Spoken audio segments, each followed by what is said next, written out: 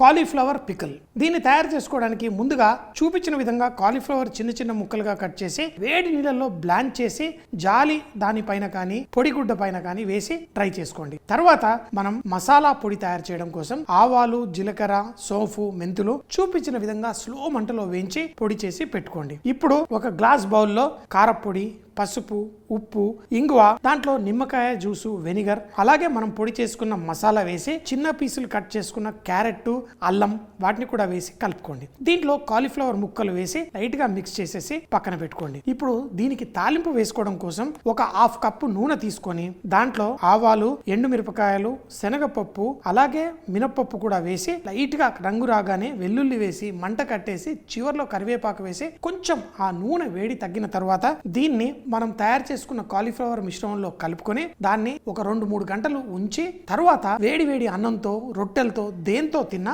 మన cauliflower pickle చాలా చాలా బాగుంటుంది.